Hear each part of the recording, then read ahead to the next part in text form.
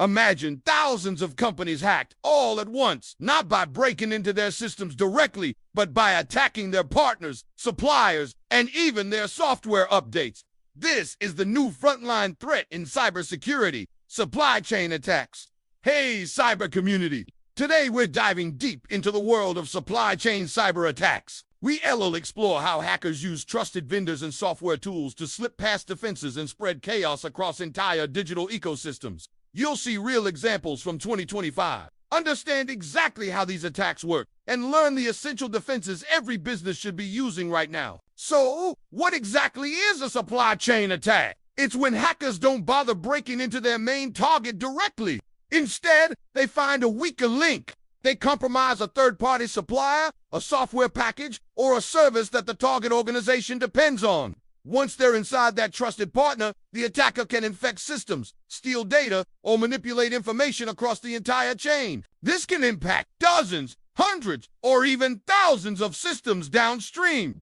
Think of it like a modern Trojan horse. The main gatekeeper lets it in because it looks like a trusted and legitimate part of their operations. Let's look at some real-world examples from 2025 to see the damage they can cause. First, a coordinated ransomware campaign hit major UK retailers like Marks & Spencer, Cope, and Harrods. The attackers didn't breach them individually. They exploited a shared third-party service provider.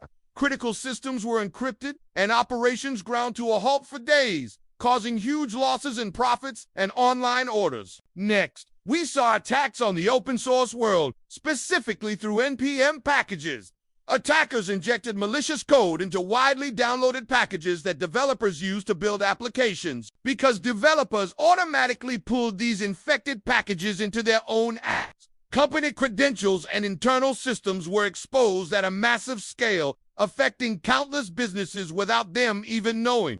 The impact isn't just limited to retail and software. In 2025, a cyber disruption forced Jaguar Land Rover to halt vehicle production across its UK factories. Criticalized systems were compromised through their supply chain, showing how these attacks can cripple physical manufacturing and global operations. Even national defense and logistics firms have been hit, with attackers breaching procurement systems, leaking sensitive data, and disrupting global supply lines. So why are these attacks so incredibly dangerous? First, they use hidden, trusted vectors.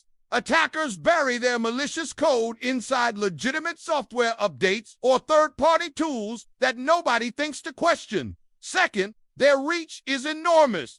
One single compromised supplier could give an attacker access to thousands of their customers all at once. And finally, they are extremely difficult to detect. Traditional security defenses are often focused on the perimeter, ignoring the integration points with vendors and partners until it's far too late. Let's break down how a typical supply chain attack unfolds. Step by step. It starts with the vendor or system compromise. Hackers find a weak spot and breach a supplier or a developer's account. Next is the malicious insertion.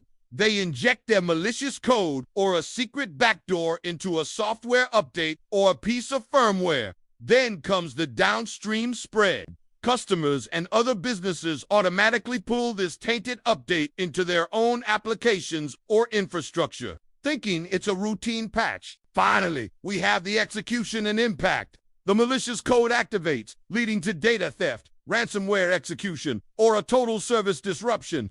So, how do you defend against such a sneaky threat? It starts with being proactive. First, vet your third-party vendors. Thoroughly check their security practices before you integrate them into your ecosystem. Second, use a zero-trust and least privilege security model. This means you verify every single access request, even if it comes from a seemingly trusted source, and only grant the minimum access necessary. Third, verify all your updates and dependencies. Use tools like code signing and a software bill of materials, or SBOM, to ensure the software you're using is exactly what you think it is. And finally, implement continuous monitoring and anomaly detection. This helps you catch suspicious behavior early before it can spread and cause major damage. These steps are crucial for limiting the blast radius if one of your suppliers ever gets compromised. If you're building or securing systems in today's world, supply chain security cannot be an afterthought. These are now one of the biggest threats of the cyber age.